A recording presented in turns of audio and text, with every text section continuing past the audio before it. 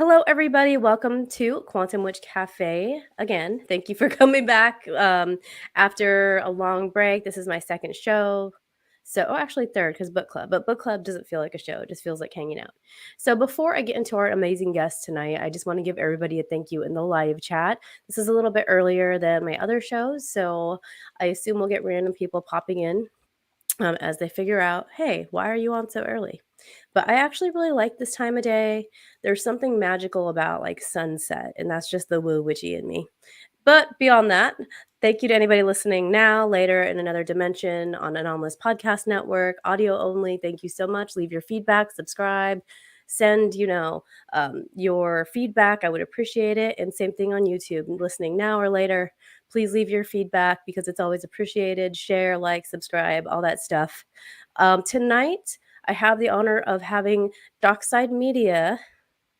This is our third visit together, but they keep coming out with these cool documentaries. So I put it in the background so we could look at it, but now I can't see it. But they're responsible for the latest UFO documentary. And it'll be out on the 18th? The 18th. Okay, so it'll be out. Yeah. Okay. So October 18th, it comes out, and it's called In Plain Sight. And it's about the UFO. Actually, I'm going to let them tell you what it's about. So do you guys want to go through and introduce yourself, like your production company, give a little background because it's been a while since you've been on, and last time we missed Chris. I'm going to apologize. I have a little bit of like a respiratory thing from one of my sons, brought it home from school. So I'm going to be like extra breathy because my breath, my lungs are all messed up. So I normally don't breathe this heavy, but that's all right. It's not Chris taking your breath away. No, we understand. No, Chris Chris disappeared for a second. Like his background went to stars. I think that he got abducted. There was a loss of time too on my end. I don't know what happened. Right. Yeah.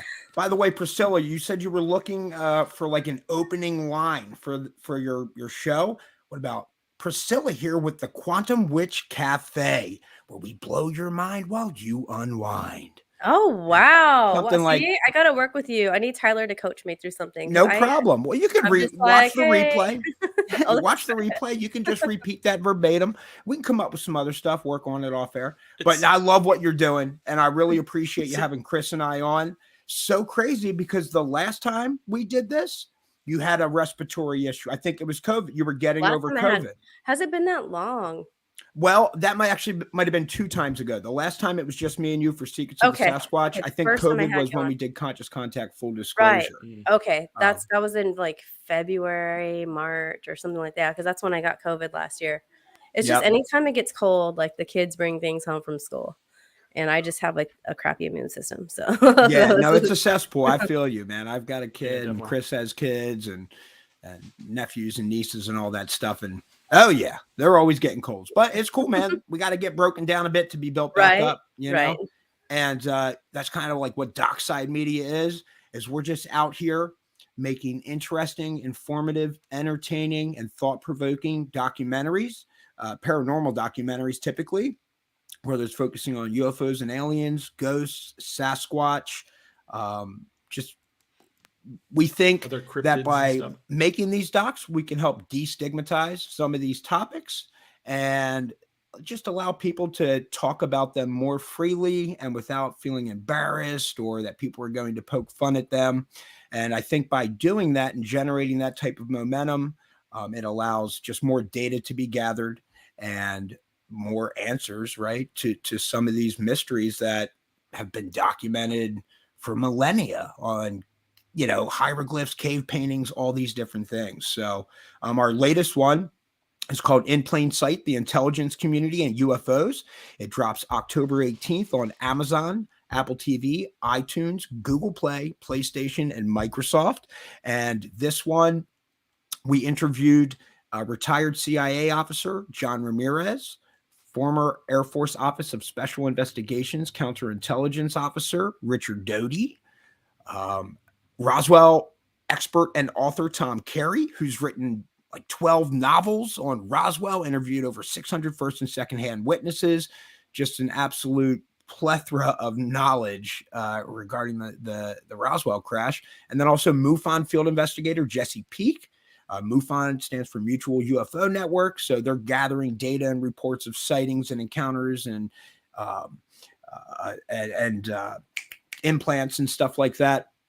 And so it was great sitting down with him. And he's also former Army National Guard. So he's ex-military. And then lastly, we interviewed Eric Mintel of Eric Mintel Investigates, and he's an investigator and an experiencer himself. So it was really cool to sit down with all these people and hear just the wild things they saw, heard, meetings they were in, briefings that were done, radar screens, right, as they're tracking objects over Russian airspace, during the Cold War. Just really, really awesome information. And so far, all the podcasts we've been on, just so far, all the advanced screeners have absolutely loved it, watched it multiple times in most cases, and picked up new information with each viewing. So it's been really cool for Chris and I to hear just that people who are super, super into this topic and this type of content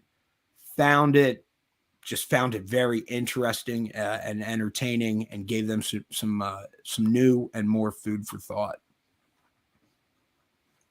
Yeah, very Chris, cool. I could keep going forever. Yeah, I really don't stop. But Tyler, so I do a lot of the interviews, and then Chris does the editing. So Chris, you want to speak about? Yeah, Chris, you want to talk about putting all that together? Putting that baby together. Yeah, I mean, you had said, Pricilla, before the show that you thought this was the best produced documentary we've put together so far. And I agree. I'm pretty proud of this one because, every documentary we try and improve upon little things here and there just to, to make a better product. But this one spent a lot more time in editing. And I don't know if it was just the nature of the interviews and the amount of interviews and length and so much great content from these guys, specifically Richard Doty and John Ramirez have some really, really interesting things to say. So it was a matter of trimming everything down to come up with the basic topics we cover, but also keep it interesting and compelling. And I think we accomplished it pretty well. So yeah, I'm really happy about this one, and I'm really excited for people to check it out here coming up this week. I know we have some controversial figures in there with Richard Doty, but that's what makes it interesting as well. He's definitely still part of the story, and the thing about him is the implications if what he's telling is legitimate. I mean, I love to hear him talk about, the EBE. What is he called? EBA, right? Mm-hmm. But before we get into that, I started to tell you guys behind the scenes. I've watched. I think that I might have missed what was your first documentary that you all filmed? So we had Conscious Contact, Full Disclosure, followed by The Ghosts of Gettysburg, right? Then Secrets of the Sasquatch, and now In Plain Sight, the intelligence community. So I haven't missed any of them. I want to make sure, because I talked to you, about Conscious Contact the first time I met you. So I do have to say that and I mean this as a compliment, and you had mentioned you just started doing it. So I'm seeing you guys grow with your production quality, and each time I see one of your documentaries, it just gets better and better. Quality gets better. The way you guys shoot gets better. And you already started off on a strong foot. So you were already good. Now you guys are getting amazing. So I just wanted to compliment you all on that. And I can't wait to see what you do next, because this last one, In Plain Sight, was really good. So I don't know how you guys are going to level up from there. But girl, funny you should say that. This time tomorrow, 24 hours from now, we'll be deep in the woods at a haunted cemetery in the middle of nowhere, shooting Ghosts in the Graveyard, Pure Pandemonium, because it's in the abandoned ghost town of Pandemonium, which is Latin for abode of demons. So it's just dude, this is a great setup. Already interviewed the historian and author on the area. And so it's Chris, myself, we were hoping to have 6 to 10. Looks like some might not be able to make it, but we'll have a nice group out there of paranormal investigators with equipment. A bunch of, dude, I just got the atmosphere aerosol cans show up, 6 cans. So we're going to be spraying smoke and mist and stuff in the Oh, woods. wow. And like You're gonna like have you mentioned, fun. we're always trying to just Oh up my that gosh. production value. And so And you little guys things told me like about that. that. You guys told me about that, and I was gonna try and make it out, but I with the move and everything, it was like I just Yeah. And then fell off Chris my got radar. sick. We were supposed to shoot it in September, and Chris got sick like Oh, 2 days okay. before, like deathly ill. So we had to cancel it last minute. And Yeah. just whatever, as fate would have it, here we are heading out tomorrow to film it. Very cool. So I'm we're excited to really see what you excited guys for do that with too. that. That's a lot of fun. So back to in plain sight. I did have some notes and some questions, and I need to get to the right page because I decided to start on the wrong side.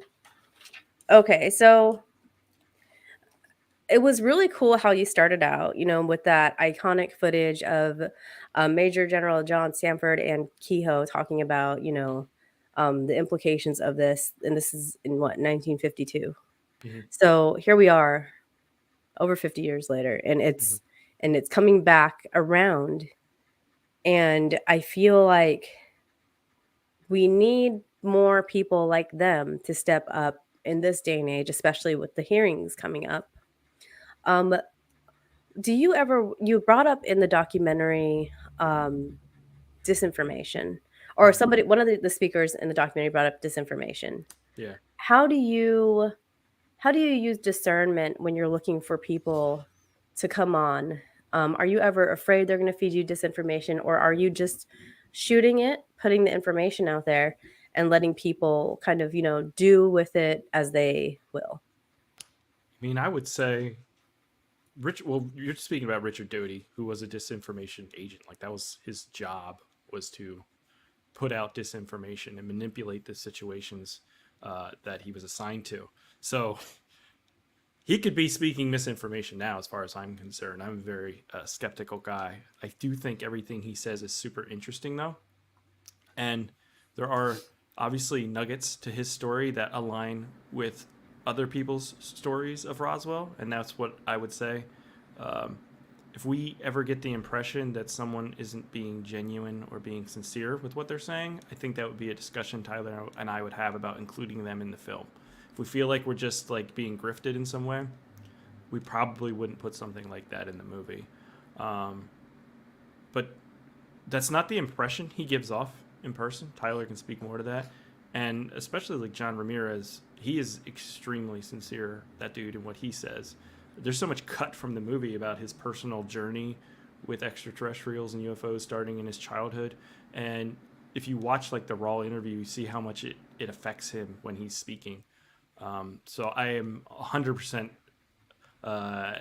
positive that John Ramirez truly believes everything he's saying. But yeah, I mean, Richard Doty, that's why he is a controversial figure. I mean, you can't spend your life spreading disinformation and then all of a sudden expect everyone to just believe everything you say. So that's for our viewers to decide for themselves what sounds, in their heart genuine, I guess. But yeah, I'm skeptical as well about him. Yeah, and to Chris's first point, yeah, I mean, we're just not trying to. If we feel somebody is just not being genuine and just making stuff up on the spot, then I mean we'd have to talk about it. But I mean, my heart tells me, I mean, we're not looking to make those types of documentaries. If that's the case, well, then we'll just write everything ourselves. And I'm a good enough actor. I'll just do it. We don't need to go get these other people, and we can crank them out a lot faster. So I think what Chris and my strong suit is, and maybe my strong suit too, is when I go for these interviews, is I just do a good job of getting these people just in a good headspace to be comfortable to share these personal experiences that they've had. And my impression of Richard Doty, I mean, he's very disarming. He's like just likable. He's not aggressive or anything. He's not, at no point in time did I feel he was trying to manipulate me. It's just what he seemed, if anything, a little bit nervous beforehand, like a normal human being would be before sitting in front of 3 cameras and lights and everything to give an interview. he seemed just very down to earth and sincere in what he was talking about. And my impression, and Chris, he has mentioned this as well numerous times when he was going there through the editing and watching the interview, is, it seems as if Richard's just recalling these facts right from his mind. If he's just spinning some yarns, then he's a really good storyteller, I believe. And to keep it all straight and everything, I don't know. Maybe he's come to a point in his life where he's trying to do the right thing. And who am I to say, I really try my best not to pass judgment on others, because like, if whatever, I'm growing up in the 80s and I happen to get some job with the Air Force and counterintelligence, and they're telling me, look, man, for the betterment of the entire world, the United States, your family, man, you gotta do these few things. And I know it doesn't feel right, but you have to just trust me. The world crumbles if you don't do it. And I don't know, like, if that was what was said to him, but until like I'm in that position, and I don't know what I would do. I hope I wouldn't have done some of the things that has come out that he's done, but I really don't know, man. That wasn't the journey that my life took, and until I'm in that position, I can't really say. And so I try not to pass judgment on him. Who knows? He's really probably the only one that knows the full story behind his life. Yeah, for sure. And I think that when people work for government, whether they're military, CIA, any of the agencies involved, even people working in the White House and different areas of the White House, and I think that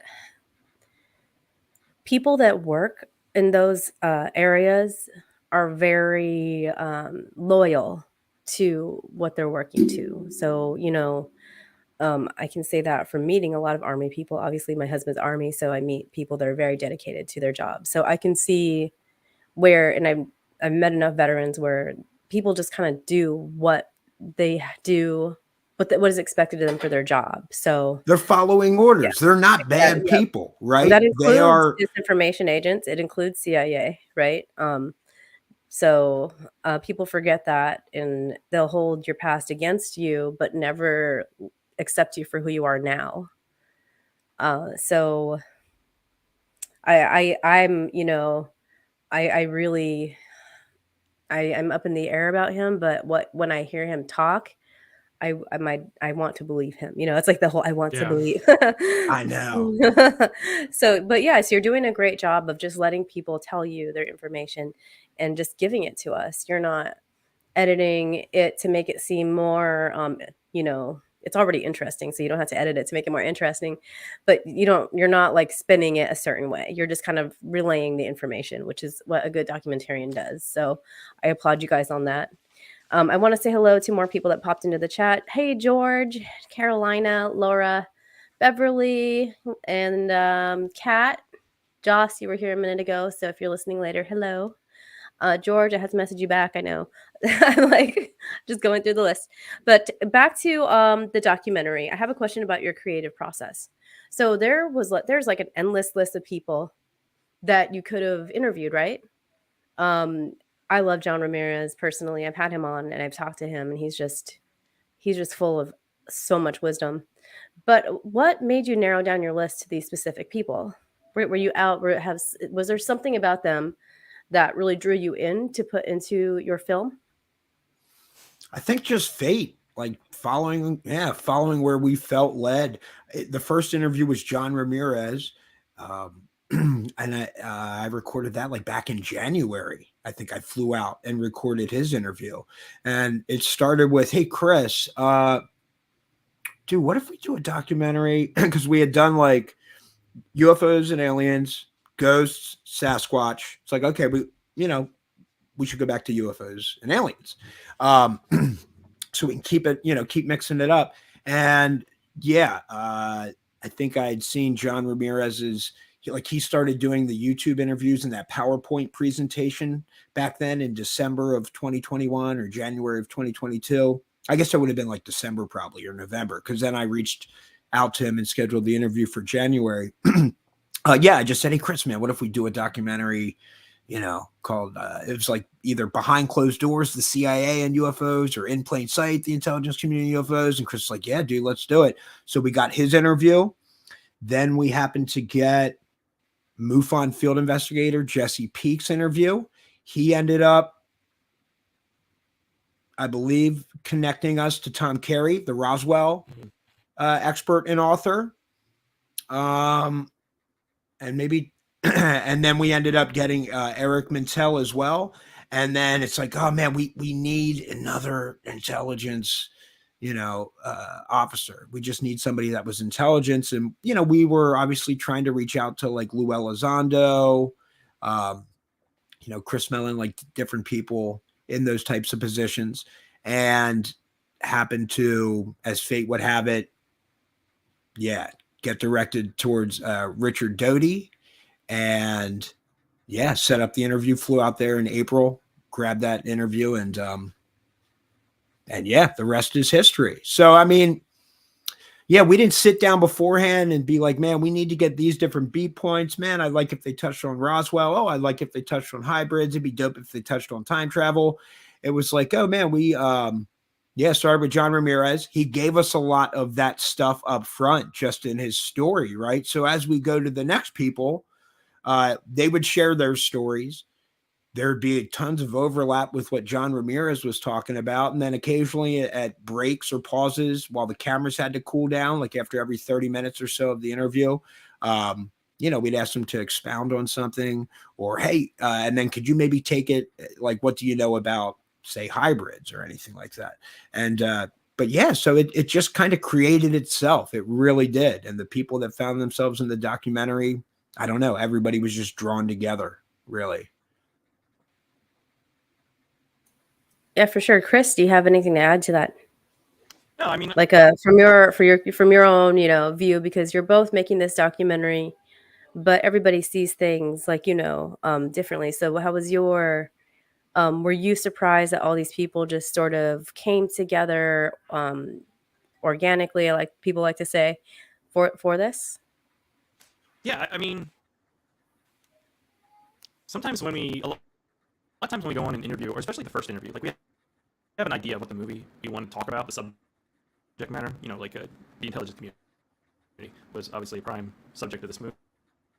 So we knew we needed to get some people with backgrounds like that, but we didn't necessarily know the talking points or the story that would be revealed. And I guess what ends up happening is, like, I don't know, halfway through production, where we had most of the interviews captured, or some of the interviews captured, kind of start seeing the basic storyline and maybe in our head of like talking points that come up often, the patterns that reveal themselves. And so we can tell if maybe we get somebody who has this side of the story. So we reach out to those people. We kind of build it as we're going a lot of times. Your audio's jacked up. I kept thinking that, and then Curious George just said, I'm trying to. Oh my God. Sometimes you sound like you're on meth or something, dude. You're like real fast, real high pitched, but it's all coming through, but crackly. It's like the weirdest thing. Like, I can't explain it. Yeah, I didn't want to interrupt you because. Am I back? Am I better? Is this better? Yeah, you're good now. Yeah. Love that pain. I don't know what I said. I'm not repeating everything I said, but it was really good stuff. I mean, I could make out what you said. It was correct. I didn't want to. I hate like jumping in the middle. But I saw Tyler doing his little. Well, once I saw Curious George confirm it, I'm over here messing with my wires. I'm like, yeah, no, it's not on my end. And then Curious George said, I'm like, yeah, sorry, I gotta say guys. something, dude. Yeah, it's okay. It's cool. It did come through. You didn't ruin the vibe. You could still make it out. Oh, and then he just now you ruined the vibe. Now vibe ruined. Oh man. Yeah, now it's much better, Vaughn. You're right. Now without Chris here, audio is super clear. Poor Chris. He has good internet too. He'll come back. I'll put him back in. He'll pop back in a second. Yeah, so for don't sure. worry. Nobody leave the chat. Or yeah, live I know stream. we're all here to see Chris, but Oh, there he is. Did that ruin the vibe? Did I get there yet? No, we covered for you. All right, thank you. Yeah, I don't know what was going on. Disappeared. Okay, I'm back. I'm here to stay. So I find the cover art interesting for the documentary. What is it symbolic of? Because there's a lot going on there. What, like, whose concept was that? What is the meaning in it? Like, because it's like, Just explain it to me. I like it. I think it's cool. I think what I get from it. But what should would we let you her guys? tell us first what she gets? And from then it? just say, yep. Then just agree Oh, to it. So, you're like, it looked cool, and there it is. No, so I sent. If I wish I had sent you the picture ahead of time, so you could throw this up on the screen just to highlight how dope Chris I Rupert's think. graphic design skills are. Let me see if I can switch. No, he's talking about his like original. I'm talking about. So Oh, I sent okay. this little sketch to Chris, and it looks like a 3-year-old child drew it, and it was of a bowl with these letters in it, and like the helix, like the DNA or whatever, double helix coming down from a UFO. And I'm like, hey, Chris, like, what about something like this? The letters in the bowls, like alphabet soup, right? To whatever, just help give a visual representation of the intelligence community. We've got the DNA, the double helix in there in that tractor beam to help allude to like the hybrids that are talked about in the documentary. And then the UFO, I think that helps show people that this is about UFOs. Right. UFOs, but like Chris is just so nasty. I wish we could show your audience this really, really poopy little, like, hand-drawn on my phone picture that Chris took. And it was like, I don't even know, but in my brain, I feel like Chris whipped that together in, what, Chris, 10 minutes or something? No, it was a little longer than that. Okay. Like yeah. Yeah, but that was like some back and forth where you sent me like, hey, what do you like? Here's 3 versions. All were very close. I'm like, oh, I like this one. What about this color? We agreed on the color and stuff. But he's just, and what's sick about Dockside Media is like, oh man, neither of us could do this on our own, really. I'm more outgoing, so I have no problem reaching out to these people for interviews and stuff. And it's a lot of trust, right? Like Chris, he just kind of trusts me. Like, dude, I trust if Tyler says John Ramirez is a good guy to go get an interview with. I trust that this guy's going to be a good addition to the documentary. And then same deal, when I get all this footage, I give Chris like sometimes a little briefing of, hey, this was talked about, man, try and include that. But that's like when I film it right then. He's editing maybe a couple months later. I just trust that he's going to find the similarities and the story beats and interweave it into this beautiful masterpiece. And he does it every single time. And he sends it to me, and like, rarely, there's just not a lot of notes going back and forth, right? He always just does such a great job right out of the gate. And so it's cool that 2 people can be able to produce these high polished, documentaries that if we didn't tell you, you maybe think it was created by a Hollywood studio, with a 6-figure backing or something like that. Yes, it's beautiful. Yeah, and it is a cool cover. I wish I was trying to move everybody over so people could see it, but you want me to leave again? It's not working. Yeah, can you go away? Just kidding. No, that I thought it was cool. You got your FBI secret, CIA secret. It's the secret soup with alien DNA. Got it. It's really cool. That's the only reason I asked. I didn't know if like you had anything that you were trying to like portray with it besides, I mean, everything that's in the documentary is on there though, so it does make sense. What I wanted to ask you about is back to Doty. He talks about this extraterrestrial biological entity, or EBA, and he's one of the few people that I've heard talk about them saying like they don't speak our language. They don't have, they still worship gods or a god. And to me, that kind of sounds more realistic than what we expect. Just because somebody has a cooler spaceship than you doesn't mean that they're more emotionally evolved or that their moral compass matches what we consider morality. Well, so I did find that interesting.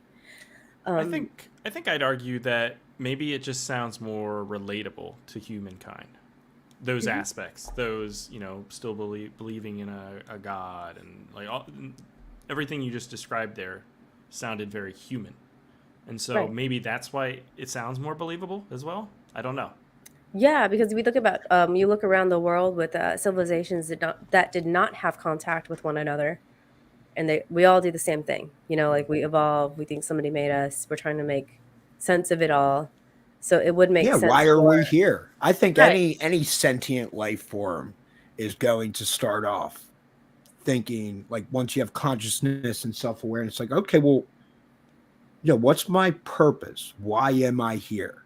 And then, yeah, I don't know. Maybe everybody, you either look inward or outward or something like that. And so I thought those were really cool things, though, too, Priscilla, that Richard just brought up. There was no prodding or anything like that on my end. This was just part of his story and his experience that he just shared with us. And it was like, holy cow, dude, this is some really Yeah. wild stuff. Yeah, the fact that they had to teach this being, and it makes me think about like the biology of other organisms that might exist in different planes of existence or on other planets. And I think that we need to kind of humble ourselves when we say they have to do, like, it violates physics, it violates our physics. And also, if they're scientifically advanced, maybe they have like a less, now this is all just chit chat, maybe they have like a less of a need for some human traits, right? Like humans have this like innate need for connection, love, relatability, purpose. If your only purpose is to procreate and make cool spaceships, you know what I mean, work on technology, then I feel like people are so cut dry to say, yeah, this is right and this is wrong, when obviously we have no idea. But I thought it was interesting, just how would this happen with when we just say we discovered a new species and it's completely different than anything we've seen before. And we want to like help it, and it's sick and it's dying, but we don't have the technology for it. Yeah. No, I like that humble yourself, like you just said. I think humanity's hubris shows pretty often in the face of like just like natural storms and stuff like that. We always think we're better than everything. You know what I mean? We're so proud all the time, Right. but just because it violates our laws of physics, maybe it just violates what we know about our Right. laws of physics. So yeah, I agree. Humble is important.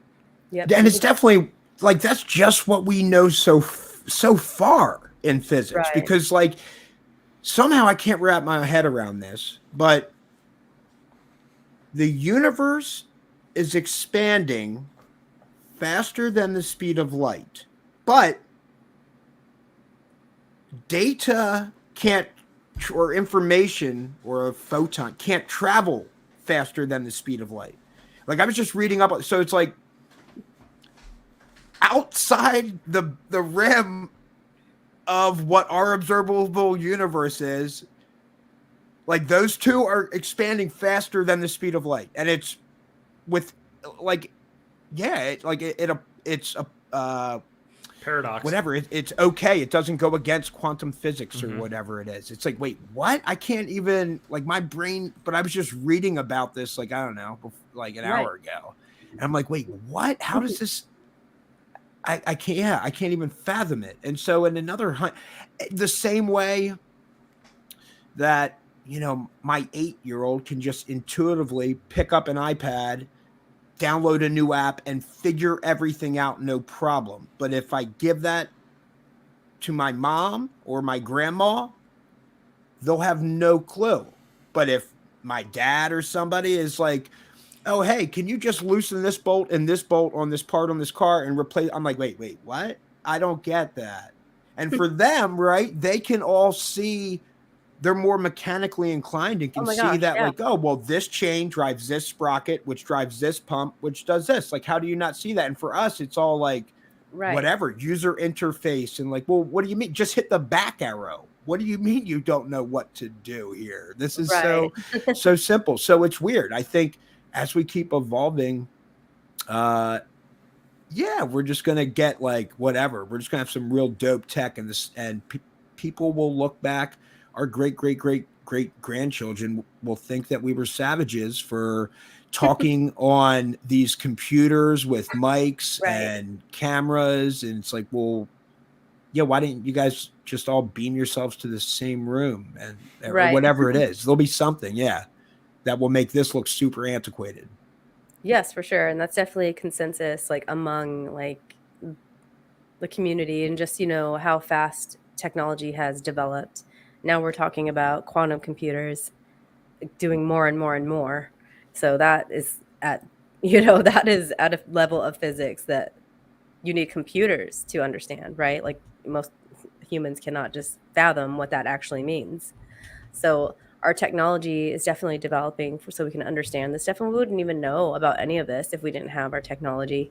But it calls into question like what science actually is, because we are in a day and age where science is science is law. It's almost the new religion, right? So it's really interesting to see like people are like, well, science has to exist with mathematics. Some people will say, and then there's what exactly, and why do we think consensus is that it is this one thing, that it has to be that? Maybe to these other civilizations, science is completely different. So it's just, I know like we're so ingrained that this is how it is, that we have to have proof and we have to have data, but at the same time, we're dealing with something that doesn't fit like everyday concepts as conveniently as we would like them to. One thing that kept coming up through the documentary, and you mentioned this, is the thought of hybridization and DNA not that different from ours. Did any of that, have you researched any of that prior to filming this documentary? And if so, what were your thoughts on it before and then after talking to everybody? It was briefly touched upon, I believe, in our first alien documentary, Conscious Contact Full Disclosure, or it may have at least been at one point and not included in the film. But I know before we even started filming this one, we had talked about doing a documentary explicitly on the hybrid, whatever idea. One, because I'm not very familiar with it, and I feel like there's probably a lot of different people who have opinions or experiences with that, and I'd like to know what the basic consensus is. But I think Richard Doty brought it up, and John Ramirez, I think, brought it up kind of like we didn't ask them. They just kind of brought the topic up, if I believe, in the conversation. So with those two talking about it, and then eventually Tom Carey, I think, even mentioned it, and Eric Mintel, it just seemed like a natural thing to start including in the documentary. Somehow all of their stories converged in some way to bringing that up, so it felt important. Yeah, there was I really didn't have anything. I don't know if I'd even done really any like cursory research. Justin had come up in Conscious Contact Full Disclosure, but I hadn't done like a ton of research into it. But the more that it's brought up into the UFO Twitter sphere, it's like, oh, dude, I don't know. I wouldn't be surprised. I mean, like, has humanity not? We've got like CRISPR, and we're doing gene editing, and in another 20 years, right? It's like, oh well, dude, I wonder if we could tweak that primate's DNA and see if they would switch to human and have like sentience and stuff and be consciousness. Like, I don't know. I'm sure whatever, we'll probably get to that point. So yeah, is it that big of a stretch to think, yeah, maybe we were seeded, whether it was like alien or extraterrestrial DNA spliced into primate DNA, or whether it was, I don't know. I guess science now is pretty strong on like the evolutionary chain or whatever coming from primates, I suppose.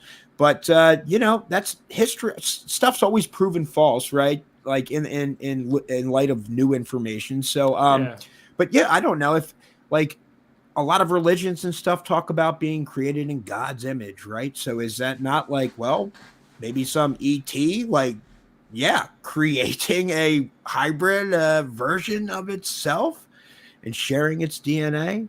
I try and keep my mind open to all these possibilities. Until something like categorically proves it false, I won't rule it out. And I think that's kind of the beauty behind science. I know we were just kind of talking about like the dogmatic thing where science can't be, you have to believe it. But science itself is always trying to prove itself wrong, because once something is proven wrong, then that means there's a different solution or a different answer. And so, you talk about evolution, Tyler, and like, yeah, we have a good track of it. But George in the comments talking about like an evolutionary jump. Could that have been caused by something foreign? Possibly. And again, the beauty of science right now says, well, we have no proof of that, but it doesn't say it's not a possibility. Well, we don't know, right? We don't, Yeah. and I keep saying that, but we really don't. Like, we don't even know what a good percentage of our DNA does.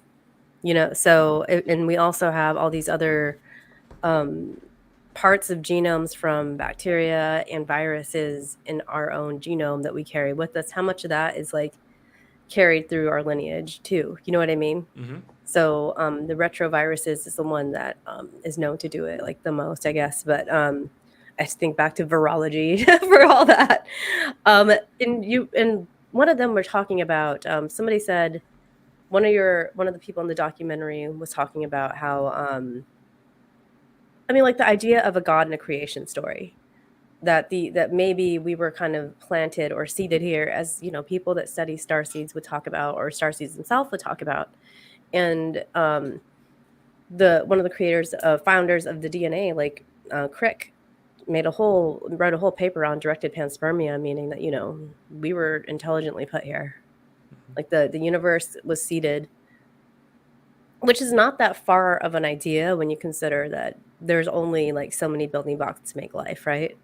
There's only so many elements on the periodic table that occur naturally. Sure, we made some, but in most cases it's the sulfur, the phosphorus, the oxygen, the hydrogen, carbon, and nitrogen, all that is making like life in general. And we're finding out more and more just how diverse life can be and the ways that it can thrive where we didn't expect it. So I find it, again, back to the hubris, like we don't know. And so how can we doubt so much? And doubting is good. Like healthy skepticism is good. We do want to understand what's happening more and more. But at the same time, we have to be more open and just not shut things out because it's not in our textbook. I mean, think about everything that was taught as science that is now turning around. You mentioned Big Bang. Now there's people even saying that there's evidence that it wasn't a Big Bang. So, or theories that it wasn't a Big Bang. So, yeah, they all brought that up. And I felt like that was like a good way for the documentary to sort of like, you guys wrapped that in pretty seamlessly. I was just like, wow, like everybody keeps going back to this DNA. Everybody keeps going back to this hybridization. And John Ramirez is very passionate when he talks about it, and he's not afraid to talk about it. And he's somebody that, he has a career, and he's had a career at the CIA, and he's not hiding anything. I don't see why he would just make things up, But so many people. It's to no benefit. Yeah. And he's just, again, man, this guy, like John, especially John Ramirez. Yeah. I mean, he's just a very genuine, down to earth guy. Like when I sat there, yeah, he would get nervous, like occasionally, you know what I mean? Like he's just human. He's human. And it's so easy to, when you hear CIA or counterintelligence officer or MUFON field investigator, like author, like, oh, dude, these people, man, they're not built like me. They went above and beyond, and they've done these really incredible things. It's like you meet them, it's like, oh, dude, they're human, man. They're putting their pants on one leg at a time, and yeah, they've been highly trained in most cases, right, to identify different anomalies, and they know what they're looking at and how to operate under pressure. So like, it's cool that they are coming out and sharing these things, because I think it adds just additional credibility to all the people and experiencers who've reported these sightings or abductions or whatever it is. So I love that there's, government officials and congressional reports that are going to be made, and even new, like new forms for reporting UAPs, I guess, for like for Navy pilots. So it's cool that it's just starting to get destigmatized at that higher level where we can hopefully really start to collect some data.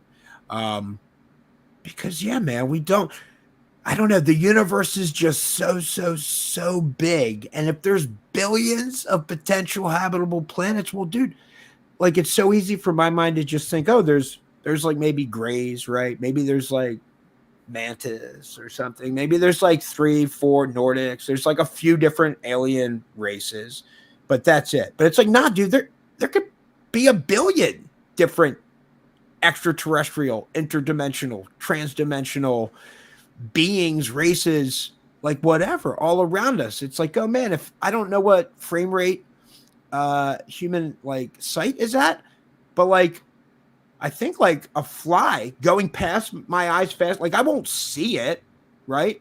It doesn't mean the fly isn't there. It's just flying faster than the refresh rate on my eyeballs and my brain. Like just because we can't see something doesn't mean it's not there. Or like if you walk into like say like a dusty room or so, or like into a room, and then you walk past that window sill with the light coming in and you see all those little dust particles in the air. It's like, oh dude, wow, I've been breathing that in this whole time. My brain only acts like it's there when I see it, but it's like, nah, all that stuff's there the entire time. Yes.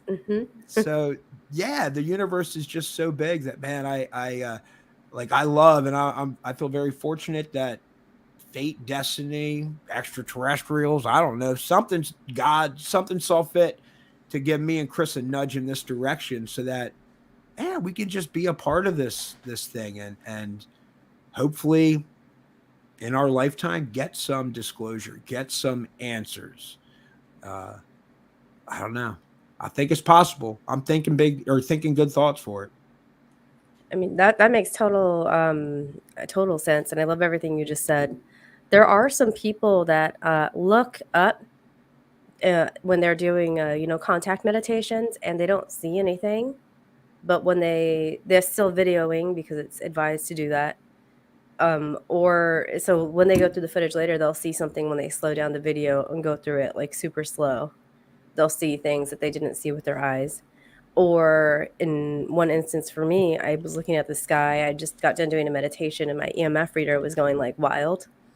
So I took my iPad because I don't have money for a nice camera. I just took my iPad because I was outside. I just want it to happen. I don't even care about videotaping it. It's not going to be good enough for anybody anyways if I do, unless they're like coming out of the spaceship on my lawn, as they say. But I held up my iPad and I saw something, and then I put it down and I couldn't see it. And then I got my monocular because I had my little monocular, and I was looking for it. I couldn't see it without looking through the screen. So it was like a strange anomaly. And if anybody knows why that happened, they can totally message me on it. But a lot of people will say that too, though, that they'll see it with their eye and it won't show up on camera, or vice versa. So it's interesting, like you were mentioning, like you said, frame rate of how we're viewing things. Like certain technologies and cameras can see it, but we can't because of the way it's recording, or maybe it's moving a certain way. Yeah, but it's definitely interesting to think about. We don't see the Wi-Fi signal in the air or anything like that, but we know it's there. Yep, and like going right through us, right? Like it's exactly insane to think about. Yeah, don't make me think about the dust, because I know I see that and I'm like, man, I need a new filter or something, Right, I know, but it's so weird. Yeah, my brain doesn't, and same thing, my brain, for whatever reason, I can tell it every single day, bro, that moon is not lit up. It is reflecting light. Like, it's not emitting any light. But my brain, when I look up at the moon, I'll be darned if I always don't think, man, that thing's crazy. Like, it's shining this light down on us. But it's not, it's reflecting sunlight. It's just a rock. Right? Yeah, that's that. So, yeah. When I learned that, I was like, no, I didn't want it to be true, but it was true. Yeah. Right? So a lot of these, UFOs and stuff, it's like, dude, it's one of those things too. It's like, yo, your brain is scrambling to try and just make sense of what is being observed, because it tries to like put it into something that or it's seen before. And that's why, like, when we were out filming Secrets of the Sasquatch, and we saw like the Starlink train come cruising up over the tree line, bro, my brain is thinking alien invasion. There is nothing this big that is man-made that can cover this sky like this and move at this rate and stay, the same distance apart the entire way. And then same deal, it looks like it's emitting this light, but it's just reflecting sunlight. So like when it gets like 20 degrees above the horizon, it looks like it just drops into a wormhole, but it drops into the shadow of the earth. But it's just crazy having seen a video of that before prior to going on the camping trip, and then seeing it happen like in real life, and your brain is still like, what the dude, I think we're being invaded. This is nuts. It's so a lot of the people human mind's a wild thing, man. Yep. A lot of people were posting about that because they didn't realize it was happening. And can you imagine that happening without the information age, right? Like back in the ancient times, like, like solar eclipses, meteors, all that stuff, it was just so profound. And now we're just like, no, it's just a rock flying through the space, or, the earth's getting in the way of the moon, and it loses its magic and its wonder to some people. Some of us still, love it either way. But yeah, is there anything that, and I might have asked you this about about Secrets of Sasquatch when you came on for that, but have you heard anything since you've started your journey making these films in relation to the UFO phenomenon? Have you heard what have you heard from somebody you've interviewed that has just like made your mind just go, what, like blew your mind, or inspired you to dig deeper, or kept you up at night? I'll speak briefly because the thing that stuck out to me, and I even remember talking to Tyler about it after the interview, was when Tom Carey brings up the extratemporal concept of the extraterrestrials, and that was super intriguing to me. And yeah, I don't know why it stuck out, but I remember, Tyler, we had like a decent conversation about it because we're like, maybe we should like do something just on that concept at some point, because it seems like there's a lot to uncover with that. Yeah, I don't know if there's anything in particular. I mean, I've just always been a curious person. Was never like, I haven't always been into UFOs and aliens, just always of the mindset of like, yeah, the universe is a big place. Like I wouldn't be surprised. But it's been neat starting to get into it here as we're making these documentaries and seeing, just these Department of Defense, like the Lou Elizondos, the John Ramirez, the Richard Doty's, I mean, Chris Mellon, there's just a number of people who were in high positions with access to data far beyond anything, the three of us will ever see. And it's like, well, for some reason, they feel it's of importance to have this in the public sphere. Like, and so that's encouraging to me. So whatever comes out of these things, I don't know if I'm ever like surprised, because I'm just always like, oh, dude, I don't know everything. I just don't. And so as new information comes, it's like, oh, cool, dude, that could definitely be a possibility. And so, man, yeah, it's just been a really, really fun and wild ride. And what was I going to say? Oh, I lost my train of thought here. Darn it. There was something good. Man, I'm going to have to kick it to somebody else. I forgot. I'll flail here. No, you were good. Well, yeah, you were very passionate, so you got lost in your own passion, which isn't a bad thing. So it happens. Yeah. It happens. So you had mentioned maybe doing, there are certain topics that you want to continue to study. Like you said, the temporal model, the hybridization theory as well. Is there any particular historical UFO cases that have kind of made you want to study it? People have gone off and written books about Operation Blue Book or Roswell. Is there any one case that you've learned about that you think I need to do a whole documentary about that? Well, I think if we were going to do a documentary all about one specific case, it would have to be one that has little coverage. I don't want to do one on Roswell. It's been so well trotted. We even talk about a lot about Roswell in this current movie, but I would want to find something a bit more obscure, which in itself would make it a lot more challenging probably to make, but I think that would be more rewarding. I don't know. Is there a specific case that sticks out to you, Tyler? Man, I don't know. I just like the rest of these docs, I think we'll be drawn to it. Like, I don't know, when we're meant to be drawn to it. And I know it sounds corny, but I don't know. We just all these documentary ideas and the people, they just kind of come to us, right? Like, we're just not forcing this stuff. So I would have to agree with Chris. So I in my heart, it would probably feel better if it was some, less known one, and try and bring those people's stories and experiences to life and share them with the world. I feel like we would probably want to go something like that, but I don't know, it's such a broad topic that we just like to keep it kind of open, like it's nice with this In Plain Sight, the intelligence community and UFOs, where they're talking about Roswell, they're talking about Holloman Air Force Base, they're talking about, they're just, nobody's like confined, or Area 51, but so nobody's confined to just talk about one specific topic. So it gives Chris then also a lot of wiggle room, I think, in the editing at the end, and I think it helps keeps things fresh for the viewer, and that we're bouncing around, because sometimes it's just good to, sometimes I just like being exposed to something new so I can go research it. Like, you don't need to give me all the information, right? Like, sometimes I can do my own research on my own. But I like that it's even just brought into my awareness, right? Like, oh wow, dude, Holloman Air Force Base, I wasn't aware of that one. Or, just different things like that. Betty and Barney Hill. I don't know. A lot of these are popular, but still, nobody's like an aficionado on this topic. Like, there's always room to grow and new things to learn.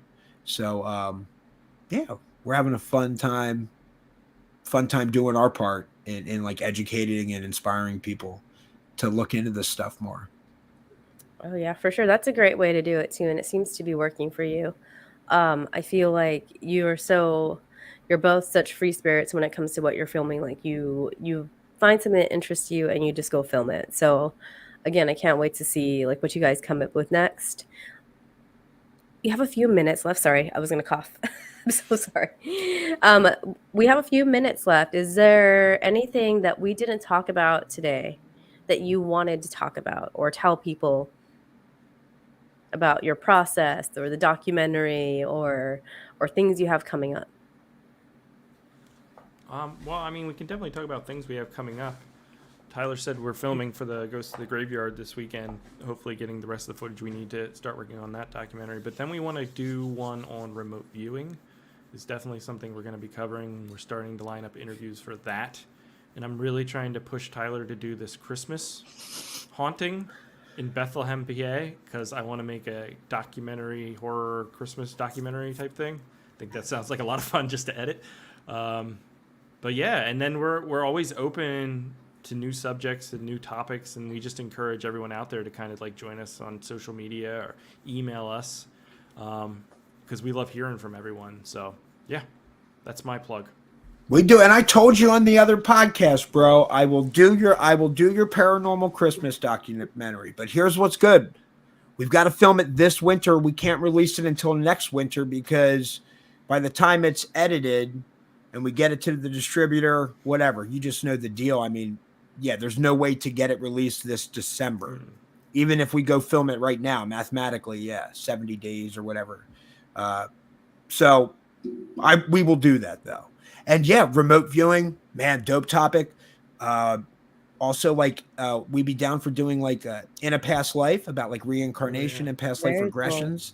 Cool. So we really want to do that one. And again, we try our best. Like, dude, we're just open-minded, respectful people.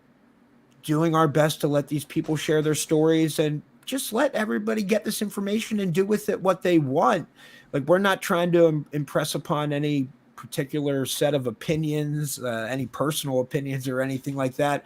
We're just trying to create, just these very compelling documentaries that people enjoy watching. And so far, we've just been really fortunate that the first three, out of the like 250 plus reviews on Amazon, over 40% are 5 stars.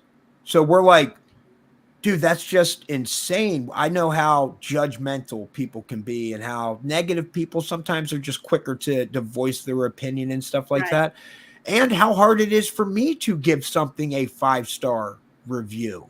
So it has just been a really, really fun ride to like that, to see and hear and know that people are really enjoying all the work and passion that we're putting into this, as well as the people that we interview. I mean, if they're boring or just can't speak on camera, it just doesn't come off as, it makes it really hard. So, man, it's just like, we're just really thankful and so appreciative and fired up, man, that we even get to do this. So like, and I would encourage anybody watching or listening, man, like, just find what like really fires you up, man. Like, what you enjoy.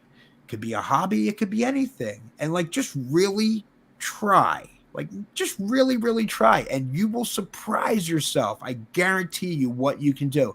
And like, so for example, Chris and I, when we go out to this haunted cemetery tomorrow, like, we get there at 1 p.m. Saturday. We're leaving 1 p.m. on Sunday. I don't know if we'll sleep. I mean, Chris, Chris. We got to play it by ear just because we have to get everything filmed. I am sleeping. Okay. He's like, I'm just the editor. Just let me take it out. We'll see. But I'm just, if anybody watching or you, Pricilla, would show up, you'd be like, wow, I'll be damned if these dudes aren't trying their best. You don't sleep during paranormal investigations, Chris. You got to stay up all night. I don't know. I don't know about that. You did. We did for the Ghosts of Gettysburg. I know. It didn't make me happy. Didn't make me happy. You're going to be too afraid to sleep anyway. Bro, when else in your life, or just take a poll, how many people watching, how many people do you know that have, like, whatever, camped out, stayed up all night on haunted, hallowed grounds in Gettysburg, where tons of people bled and met these, like, really horrible deaths, and then went on the Gettysburg battlefield, like, as the sun came up, bro? That's insane. I am jealous of that. That's something I would just love to do, with, like, from a mediumship standpoint, a witch standpoint, and just an investigator standpoint, you know. But I think that's cool that you guys did that. I think he's gonna stay up, guys. Go ahead and I'm gonna create a poll on Twitter saying, should Chris stay up all night? You have some compliments in the audience. Carolina says, Chris and Tyler, thought guys complimented each other. She's saying you compliment each other very well. You guys compliment each other very well. Sorry. And then we have Curious George saying, you guys rock. I can't wait to see it. Happy for you, and you're on a roll. You were meant to do this at this time. So, and then he says, he's the bait. The ghost will wake him up. I like this Curious George. I've been seeing him commenting. Yeah, George. I think that he messaged you guys last time to see it. He's always so supportive, and he lives up to his name, Curious George. I told him I was gonna make a TikTok on, called "Shit George Asked," because he'll like be on a roll, and I'm just like, I don't know, man, that's a good idea, or I don't know, I never thought about it that way. So, thank you, George, for always being amazing in the chat and also behind the scenes. Let's see.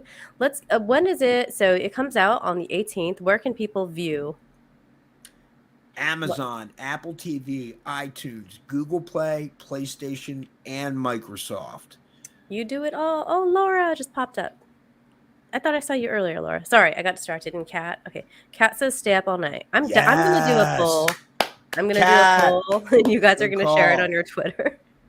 Kat, this is how it went last time. What if I send you like a French press or some coffee shop? I got the coffee machine. We're good, bro. As long as your generator doesn't crap out. But yeah, no, I don't know. Look, I don't give in to peer pressure, guys. So you can poll all you want, but if Chris is getting tired, Chris is taking a nap. I'll tell you that.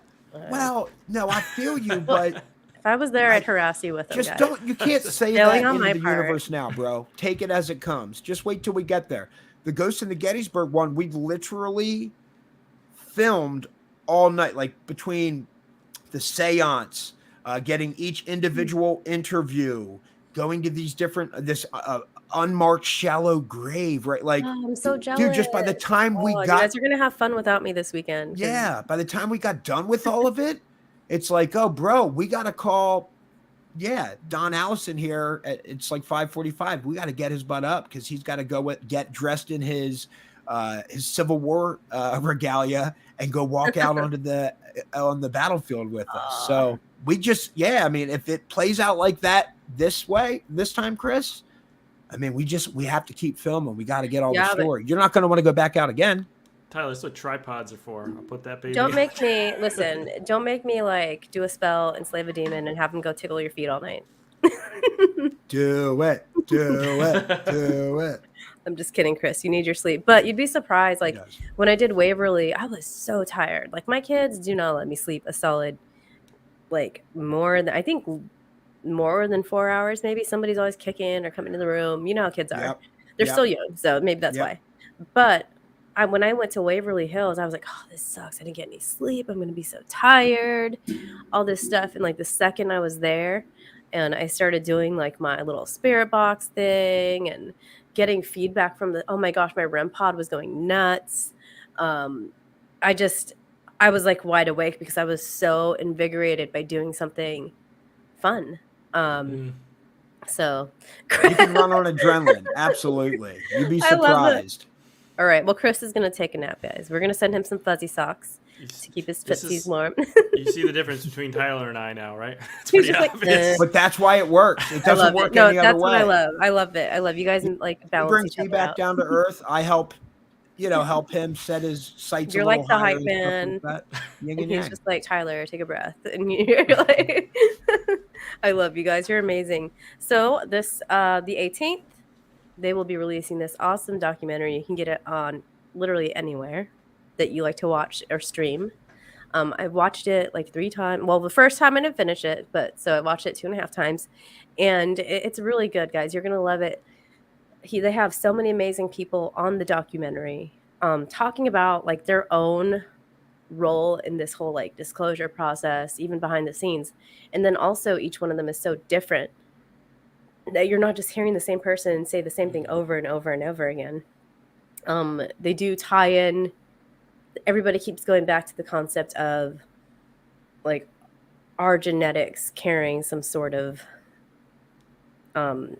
lineage with these things. So that's definitely worth, if you're into the whole hybrid stuff or directed panspermia or panspermia in general, definitely give it a watch. I'll have to watch it and leave a review on Amazon as well because I'll watch it again. I'll make everybody else watch it. My sons were watching it. My sons always come watch whatever I'm watching. So they were all about the Sasquatch one. And then my 5-year-old has seen ghosts. So he can't, he was not about the ghost ones because he's like he's lived that. He's not happy with it. I mean, he has like a Christmas ghost one is all I'm saying. I need to hear more about that for sure. You guys got to hang out for a minute afterwards. We got to do some debriefing. Just kidding. But real quick, what are you coming on next? I was going to ask you, what are you doing next? I wanted to say, dude, we love like interacting with people and the feedback, hearing, what you guys like. Yeah, and we're even real enough. Like, dude, if you don't like it, let us know, man. Like, we understand we can't please everybody. And sometimes, that little, there's something in there that we didn't think of, or a different way we could look at something or film something. So we like all the feedback, good, bad, and indifferent. Also, if you follow us on Facebook, that's Dockside Media, DOC space SIDE space media. And then we're also on Instagram, TikTok, YouTube, Twitter, at Dockside Media. And like, keep your eyes peeled because we just put out public posts, call outs to see who wants to go on these awesome adventures with us. You know, if it's doing Sasquatch campouts or haunted campouts. This one that Chris keeps bringing up about this haunted Christmas doc. Well, it looks like, I don't know. I got to find some haunted sanctuary or something in the city of Bethlehem, Pennsylvania, which isn't too far from us. Pennsylvania is not too far from me either. Let's do I can ask my friend. They live in Carlisle. Like her dad lives out there. So I know that they've lived there. Tell them to come tomorrow. Tell them to come to our camp out. Tell them to come. 1 p.m. 1 p.m. Be there. Hit us up though, because it's like GPS. Your phone signal will get lost for like the last 3 miles down this road. I made a little sign that says haunted camp out with an arrow pointing this way to like at the last road. So hopefully, oh my gosh, that'd be so cool. Some random people are like, "What?" and like popped up. Yeah, well, we're cool with it, man. Well, yeah, we kind of roll with the punches. So if additional people, just roll up. They're welcome to be in the documentary as well. Should interview people on the streets. Carolina says you should interview people on the streets about this topic. Tyler and Chris on the streets. So people like Jimmy Kimmel does it. It'll go out there. These guys are down for anything, I'm sure. Like the good cop, bad cop kind of deal. Run up to them, ask them what they think of hybridization. Oh my God, yes. Like that's the only way it should be done. Dude, don't tease me with these good ideas, because we will execute. Even if you, it sounds actually funny to me. Like Chris, like imagine me like literally like sprinting as fast as I could and just stopping on a dime right by this person. What do you think of hybrids? And then like running back to you and telling you, right? You're like, bro, I got the audio and the video. You didn't have to come down. We can make a really cool kind of sketch, live fun. And then we can make one about the prison system from our own experiences, probably. Oh, bro, you're allowed to talk to people. There's no law against story time. Oh, I thought you meant you already had a story about it. No. No, there's people who do it all the time. Once people see a camera, you just got to have your things to have them sign, and true. It's all about it for you. I'm not doing the work, so. But where are you guys going to be next? Like, are you doing any shows next? I thought I did. Upcoming podcasts and stuff? Yes, podcasts. We are, but I have no idea what they are. Tyler does. Yeah, Tyler, get out your calendar so we can tell people. We've got Alien Theorist Theorizing Podcast, 9:30 p.m. here on Sunday. Tuesday, Alien Girl 111. If you're familiar with her. We'll be on her live show the morning of the 18th at like 7 a.m. Eastern Standard Time. Savita the Starseed. We got her coming up. If you know Savita, she's Wednesday at 6. Deb's Data Dojo. Oh, I love Deb. Calling all beings. We're we just went to New York together. She's dude, I love talking to Deb. Oh my gosh. And she just does great following through with what she says. Like, for example, we went on, I think we talked about maybe Secrets of the Sasquatch with her. And she's like, I'd love to have you on when, I think it was Matthew Roberts, the like one radar guy on the USS Nimitz. But she was like, I'd like to have you on to like interview him with me. And sure enough, she sent me a message, invited me on. I got to interview him as well. And so, she's a really, really cool individual. We were on Aeon Gnostic Bite Radio earlier. What's up, Chris? We have one on Tuesday? Well, it's at 7 a.m. I think that's the one where you're like, dude, I can't do that. No, I'm like, all right, I'll do it. I don't care. No, I can't do it. I'm in Connecticut. Yeah, that's what you said. Well, here's what's up, bro. We can take this discussion. If you're, Rep Paranormal and Friends on Thursday, the 20th at 9 p.m. Man, Paranormal Patio on Saturday at 9 p.m. Yeah, we got tons of podcasts. God, I didn't know about any of these. With all these, how do you keep your energy up, Tyler? I need that. I need your recipe, or not to sound like a weird vampire witch, but I might need to drink your blood to get some of that, whatever it is that you're exerting, enthusiasm, charisma. That's what it is, charisma. I don't know, man. I think you guys hear that? I'm a vampire. He just invited me in, so if like You guys heard it negative here. people can drain you and suck that kind of energy out of you just by being in the room with you and having a bad attitude, right? I hope that, you know, maybe some of this stuff I think it is will. like, Yeah, I think it yeah, does. I love it. I love it's it. transferred to others, man. All right, guys, hang out afterwards. Thank you to everybody in the chat: Vaughn, Kat, Carolina, Laura, Joss earlier. If you're listening later, I said George already, right? George. If I missed you, I'm sorry. I love you. Thank you. If you're listening now, later, in another dimension, in the future, whatever, please give this a like, share, subscribe, send it back to the other dimensions to share everywhere. If you're listening to audio only on Anomalous Podcast Network, thank you as well. And I will see everybody. What is my next thing? I think that my next thing is Jeff Kripal from Rice University to talk about his new book, Superhumanities, on October 29th in the morning. It's going to be a morning show. So I will see everybody then. If not, I'll see you on Twitter and everywhere else. Have a great night. Thank you. Thanks for having